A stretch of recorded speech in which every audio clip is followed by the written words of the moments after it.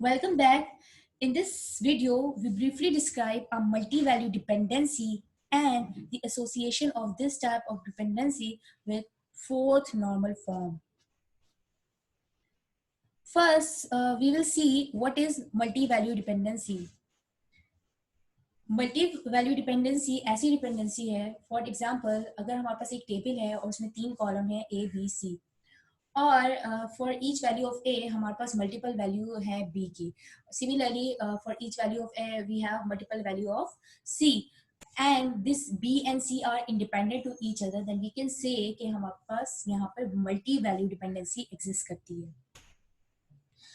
Multi value dependency के लिए हमारे पास टेबल में एटलीस्ट 2 ऐसे एट्रीब्यूट्स होने चाहिए जो कि किसी थर्ड एट्रीब्यूट पर डिपेंड कर रहे हो विथ मल्टीपल वैल्यू. ठीक है, so that's why multi value dependency के लिए वी हैव टू चेक कि हमारे पास क्या टेबल में एटलीस्ट 3 एट्रीब्यूट्स ऐसे हैं जो जिनमें से 2 एट्रीब्यूट जो है डिपेंड कर रहे हो किसी तीसरे एट्रीब्यूट पर. ठीक है, मल्टी वैल्यू डिपेंडेंसी में the next condition we have to check that the multi value attribute, जैसे फॉर एग्जांपल हमने बात की कि अगर हमारे पास एक ए है और हर वैल्यू ऑफ ए के लिए हमारे पास मल्टीपल वैल्यू है बी की और मल्टीपल वैल्यू है सी की, तो वी मेक श्योर कि बी और सी आपस में एक दूसरे से क्या हो, इंडिपेंडेंट हो. मल्टी वैल्यू डिपेंडेंसी को हम डबल एरो से प्रेजेंट करते हैं. Or let's see an example. Here in this table you can see कि हमारे पास ब्रांच नंबर की हर एक वैल्यू के लिए मल्टीपल वैल्यूज हैं एस नेम की और मल्टीपल वैल्यू है हमारे पास ऑनर नेम की, और एस नेम और ऑनर नेम एक दूसरे पर डिपेंडेंट नहीं है. यू कैन सी कि एस नेम से हम ऑनर नेम आइडेंटिफाई नहीं कर सकते. देखें एन बी से कैरल फेरल भी आ रहा है, एन बी से टीना मॉर्फी भी आ रहा है, so they are independent to each other. सो we can represent this dependency as branch number multi value depend identify कर रहा है किसकी, एस नेम की. इसी तरह branch number multi value identify कर रहा है किसकी, ऑनर नेम की. So here we have a multi-value dependency. So from where the reason of the multi-value dependency is, if you remember, जब हम unnormalized table को first normal form में convert कर रहे होते हैं तो हमारे वो attributes जिनमें multiple values होती हैं, तो हम क्या करते हैं, उनके corresponding बाकी attributes को हम क्या करते हैं, redundant करते हैं, उनकी value को repeat करते हैं. तो दैट्स द रीजन कि हमारे पास जो है multi value redundancy, multi value dependency जो है हमारी टेबल्स के अंदर जनरेट होती है. हमने जितने भी नॉर्मलाइजेशन के स्टेप फॉलो किए BCNF तक, यूजुअली और इन और डेली अगर हम बात करें इन एग्जांपल, तो हमारी जो BCNF का जो नॉर्मलाइजेशन का स्टेप है वो हमारी ऑलमोस्ट all dependencies को remove कर देता है. But in some rare cases we have some table that have multi-value dependency. So in that case we need another normalization form to remove that multi-value dependency.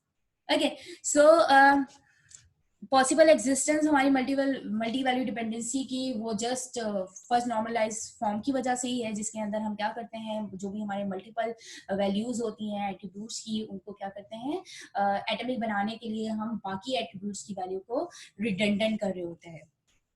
तो इससे क्या होता है, results in data redundancy, जिसकी वजह से हमारे बाकी सारे एट्रीब्यूट रिडंडेंट हो जाते हैं. That can have a multi value dependency. और मल्टीपल वैल्यू डिपेंडेंसी की अगर हम बात करें तो it can be a trivial और a non trivial. The concept is same that is in functional dependency. Multi-value dependency is a type of functional dependency. Okay, so और we can say कि जो हमारी फंक्शनल डिपेंडेंसी है वो special form है हमारी multi value dependency की. ठीक है, सो मल्टी वैल्यू डिपेंडेंसी हमारी ट्रिवियल भी हो सकती है और नॉन ट्रिवियल भी हो सकती है. ट्रिवियल अगर हमारे पास एक ए टू बी, फॉर एग्जांपल हमारी मल्टी वैल्यू डिपेंडेंसी एग्जिस्ट करती है, तो हम कहेंगे कि ये ट्रिवियल है अगर बी जो है ए का सबसेट है and there is an other second condition, A union B जो है हमारा पूरा एक टेबल बना रहा है. यानी ए के एट्रीब्यूट्स और बी के एट्रीब्यूट का जब हम यूनियन करें तो हमें पूरे टेबल के अगर हमें एट्रीब्यूट्स मिल जाए that is R, then we can say it is a trivial. तो इन दोनों में से अगर कोई भी एक कंडीशन सेटिस्फाई हो जाती है तो we can say it is a trivial multi value dependency. और अगर इन दोनों में से कोई कंडीशन सेटिस्फाई नहीं होती then it is a non trivial multi value dependency. अगर हमारे टेबल के अंदर ट्रिवियल मल्टी वैल्यू डिपेंडेंसी है तो हम इस पर कोई कंस्ट्रेंट अप्लाई नहीं करेंगे, ठीक है। जो हमारा मल्टी वैल्यू डिपेंडेंसी का कंस्ट्रेंट अप्लाई होता है वो नॉन ट्रिवियल पर होता है। जब हमारे पास non trivial multi value dependency होगी हमारे टेबल में तभी हम जो है उसको फर्दर जो है डिकम्पोज करेंगे। Otherwise we just leave that table and we will not do any decomposition further. So in figure you can see this figure contain two non-trivial dependency. From branch number we have sname. If you can see sname is not a subset of branch number, and branch number and sname का अगर हम union करें तो हमें जो है ये relation नहीं मिलेगा, ठीक है। सिमिलरली ब्रांच नंबर और ऑनर नेम का अगर हम यूनियन करें तो हमें पूरा रिलेशन नहीं मिलेगा। So these are the non trivial dependency. Yes, if they are non-trivial, their dependency and their attributes are independent to each other, and we have at least 3 attributes in a table, then we can say it is a multi-value dependency. Okay, you can see in this table अगर मैं यहाँ पर एक नया honour name add करना चाहूँ तो मुझे क्या करना पड़ेगा, 2 रिकॉर्ड ऐड करने पड़ेंगे। फॉर ईच स्टाफ नेम मुझे उसके कॉरस्पॉन्डिंग मुझे ऑनर नेम ऐड करना पड़ेगा। तो यू कैन सी कि मल्टी वैल्यू डिपेंडेंसी हमारी अपडेट एनोमली का जो है कॉस्ट सबब बनती है, ठीक है। Fourth normal form. So what is fourth normal form? According to fourth normal form, हमारा टेबल जो है अगर जितनी भी हमारी BCNF तक की रिक्वायरमेंट्स है, अगर हमारे टेबल्स जो है वो मीट करता है और इसके अलावा हमारे टेबल्स के अंदर मल्टी वैल्यू डिपेंडेंसी नहीं है, then we can say it is in fourth normalization form। देखें जब हम BCNF तक स्टेप अप्लाई करते हैं मोस्ट कॉमनली जो हमारी रियल लाइफ के अंदर जितनी भी एग्जांपल्स हैं वो BCNF तक कवर हो जाती है, उसमें हमारी रिडंडेंसी रिमूव हो जाती है। But in some rare cases हमारे पास कुछ ऐसे टेबल्स होते हैं जिसके अंदर मल्टी वैल्यू डिपेंडेंसी एग्जिस्ट करती है। To remove that multi value dependency हम क्या करते हैं, उस पर फोर्थ नॉर्मलाइजेशन स्टेप अप्लाई करते हैं, और फोर्थ नॉर्मलाइजेशन स्टेप क्या करता है, उस मल्टी वैल्यू डिपेंडेंसी को रिमूव करता है। As we know how to remove the dependency, we just decompose the table into 2. So here we have a table, branch number, sname and oname. You can see we have two trivial, we have two non-trivial multi-value dependency here, sname and oname, and they are both these both attributes are independent to each other.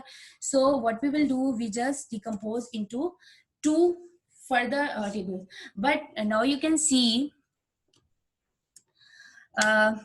कि हमारा जो ये table है जो decompose हुए हैं इसमें भी डेटा हमारा रिपीट हो रहा है। फॉर ईच ब्रांच नंबर हमारे पास देखिए ब्रांच नंबर हमारे यहाँ रिपीट हो रहा है फॉर एग्जांपल। लेकिन इफ यू सी अगर हमारे पास टेबल के अंदर और डेटा होगा तो यू कैन सी कि हमारे पास मल्टीपल वैल्यूज आ रही हैं, but it can not be further decompose.